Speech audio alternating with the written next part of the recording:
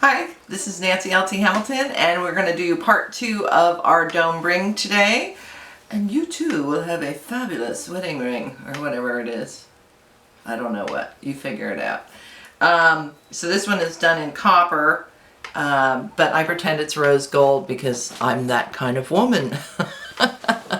So what we're going to do today is we're going to not make our setting, but we're going to use pre-made setting for the ring. And before we get to that though, we need to finish the ring because when we left, you can keep it this way with the hammer marks on here, but other people may want to get this smoother shiny finish on it. So I'm going to show you how to do that first, and then we're going to get set up to solder the setting onto the ring in our next step. You have to wait. Okay, so we're going to get started. So if you hear my annoying neighbors, I mean not my annoying neighbor, my neighbor's annoying dog barking, please forgive me. I'm going to kill it in a minute, so not really. So if we're going to take our ring from this rough cut to the final, what we need to do is use our files. So we'll be using our hand file here to get it flat on the edges. Then we're going to switch to a needle file for interior edges and for finer filing. Then we're going to go on to sandpaper or sanding disc, which is what I'm going to use. You can use sandpaper, but I'm using these. And then we also need to, if you haven't already done so, finish the interior of the ring. These are like silicone carbide, silicone something tips. That I've rounded off to use on the inside of the ring. There's also this little whoopee, which I will try to remember the name of in a minute. And so these are the basic tools that we need for this phase of the ring production. So I'm going to find out the name of this thing, and we're going to start filing. Amazingly enough, it's called a ring polisher. It comes in a kit with 3 different grits for inside ring finishing. So we'll put that aside for now that the book has helped refresh my memory. So what you want to do is you want to flatten your outer edges of the ring on the hand file. And I think I've done a video on filing. Maybe I haven't. But anyway, this is how you file. It goes in one direction only. And I'm turning the band every couple of drags to make sure that I file evenly, because if I don't, what'll end up happening is you'll have one end this way and one this way, because we're just not perfect. Well, maybe you are, but I'm not. So go ahead and take this down. What you want to look for is to have, we'll probably put a little close-up in here on it, but you want to have an evenly flat area in here. You don't want some high areas and some low areas, and you want to do that on both sides. Now, as a result of doing this, what you end up with is a kind of sharp edge on the interior and on the exterior of the surface, which is the little leftover metal. So this is where our needle file, this is a half round, one side's flat, the other side is curved, and this is a 2-cut Swiss file. So I've made this fabulous illustration to give you an idea of what you're doing here. This would be the interior cutaway of the ring. And you want to bevel on the inside and bevel on the outside. This being rounded here, not a sharp point. In order to achieve that, what you want to do is, cut your bevel in here on your inside. I'm trying to get my hands out of the way. And then you want to cut your bevel on the outside, and you can use the flat edge of the file at this point too if you want, or you can just use the rounded edge. It doesn't really matter. Once you obtain those 2 angles, it's kind of a rounding motion here, and you will probably do a little air filing. We're just finessing this. We're not doing some serious metal removing at this point. Once you have a nice rounded edge on the inside and the out, you want to take a little piece of sandpaper, and you want to start with a 320 and then go up to 400, 600, and then probably 1,000, and repeat those angles that you did with the file with the sandpaper all the way around the ring. The nice thing about putting the sandpaper like this, as I've talked about before, is that it reflects the shape of the file, and you can repeat the same kind of movement. So you want to take this down, like I said, up to about 1,000 grit. We're going to pre-finish this ring at this point. We're not going to do the final polishing until after we solder on the setting. But right now we're just going to get it to a point where it's almost done. So I'm going to get set up for the next part, and I will meet you right back here, baby. So for those of you who like little sanding discs, instead of using the sandpaper wrapped around the needle file, you can go ahead and use the flex shaft to round it out. I mean, to finish your edges.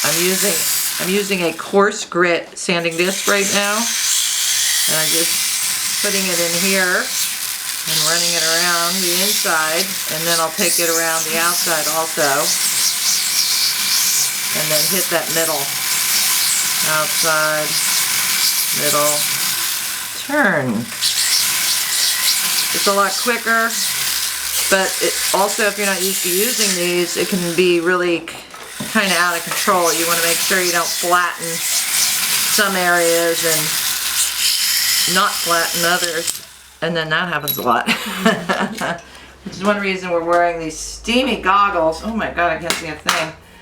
So what I'm going to do now also, while I've got your attention, is I'm going to go ahead and finish just a little bit of the outside of the ring. You don't need to watch me file this whole sand this whole thing, but I'm going to show you that real quick, and then we're going to move on to getting the setting area ready for this placement of the setting.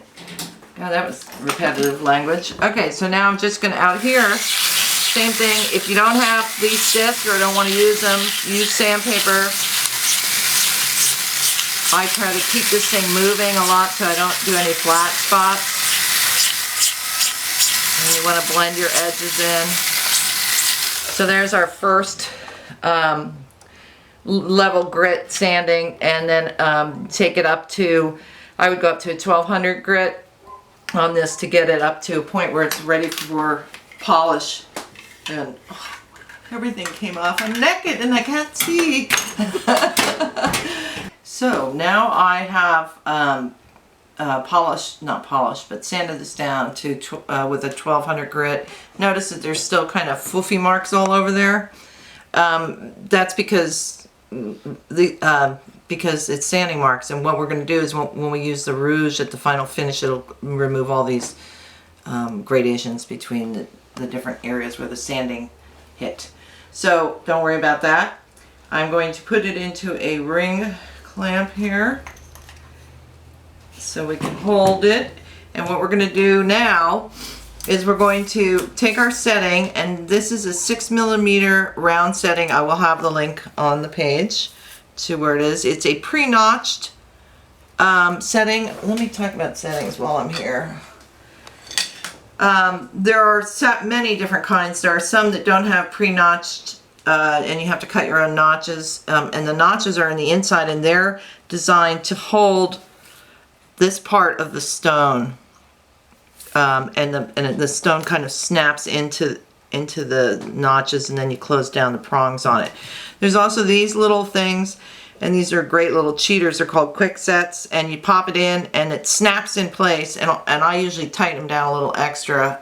They're really easy to set with, but you know, they look like this, so there's an issue there. You can also make your own settings, like I did with this one here. We're not going to talk about how to do that in this video, but there's tons of different little settings. We're working with a 6mm setting for a 6mm CZ. These are not diamonds, kiddies. And so that's it on the setting. So what we need to do is measure this. Now, these calipers are being replaced this afternoon with a accurate pair, but as long as, you know, if your calipers are off, it doesn't matter, because the stone, everything you measure will be off the same amount. So what I'm doing here is I'm going to measure the base of this setting, if I can do it, and it says 505. Double check it or use a ruler also and this one says 5 too. So I know that this is going to be 5 across, 5 width and length. It's going to be 5mm. So I measure my band across, which I know is 10. So what I need to do is subtract 5, the setting, from the width of the band, which is 10, which leaves me 5, and divide it by 2, which is 2.5 on each side of this. What I'm doing is trying to find center. So I'm going to mark, you're too fat to get in there. I'm going to mark 2.5 from each edge, and I need my optimizers for this because I am blind. 1, 2, 5. Come on, pen. 1, 2, 5. Okay, so that's my outer edges here, and you want to eyeball it and make sure it looks good. I'm going to pull this in a little because this looks a little off. And then I want to also measure 5 this way, and what I'm going to do is what I'm going to do is draw a line across here first, sorry, like this. And then I'm going to measure 2.5 on either side of this line. And this doesn't have to be exact, perfect. It's just to give us an idea where we need to work next. So just draw these lines out. Draw this out. Oops, really bad line there. But like I said, it's not hugely important. You're just trying to find basically where the setting is going to sit. And you want to make sure it looks pretty good, because what we're going to be doing is we need to file a flat spot here, because if we sit this setting on here, since it's curved, the setting is not going to make contact with the metal, and it's not going to be really strong, and it'll only solder in the parts that are touching the metal. So we're going to flatten a spot for this, approximately 5 millimeters circular, and we're also going to clean up the bottom of this because these castings are not always flat. That sometimes they have little burrs from where they cut the sprue off and stuff like that. So we need to clean that up too. So this is basically where I'm going to be filing my flat spot. I'm going to use my half round needle file on this. Oh, forget it. And I'm just going to start filing across. Now the deal with this is you want to try to keep as vertical. What's this, vertical? What is this? Perpendicular to the metal as possible, and stay within your little square you've drawn. So you want to switch directions. So if you were going this way before, you need to go like this now. And it's kind of tough to make this thing really nice and flat. I'm going to get that started like that. Okay, and then another thing you can do is do it this way and drag it. The deal is you need to check it. Try to keep your arm at a 45 degree, is that 45? 90 degree angle. So that you make sure that you're holding everything as square as you can to here, and you need to check this so that you don't file too much outside of this area. You want to try to keep the flat zone just in here. So once again, turn it, twist it, and try to get it really lined up. This is just the tough part here. You could probably try the sanding disc too. If you do go past where you're supposed to on the flattening of the piece, which is one of the reasons why you should check it often and make sure that you haven't gotten huge. You could totally, take this way down and put a hole in this by filing through it. You don't want to go too far. You just want a small flat surface that the setting will fit into. If you do go past it though, take like, this is I think a 400 grit, and just go ahead and clean it up back into the circle and re-round the edge there, and then use your 6, 8, and 1200 so that this area is back to round again and doesn't have really rough file marks on it, because when you put the setting on, you'll see those rough file marks around the outside of the edge of it. So at this point, I'm going to check my setting.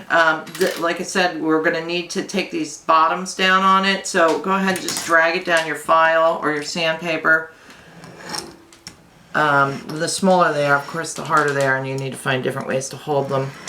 But this is big enough that I can just drag, and I'm rotating the setting from side to side so that I get a more even finish on the bottom. This also does another thing, is it cleans the bottom up by taking off any crap that, sorry, is that a bad word, on the bottom of the setting.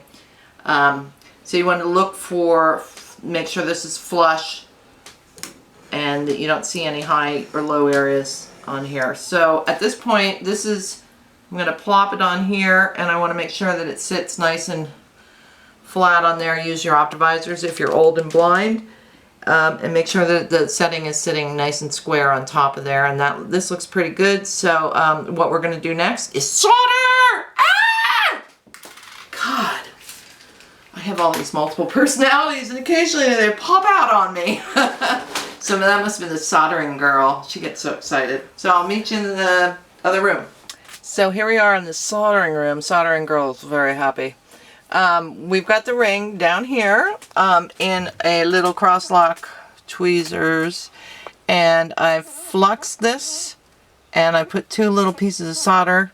I also shouldn't put that face down on charcoal because it'll get dirty. I'm going to flux the bottom of the setting, and this is probably the most important part, is to make sure this thing is centered. Oh. That is not centered. I probably pulled the solder down too. Oh, no. Phew.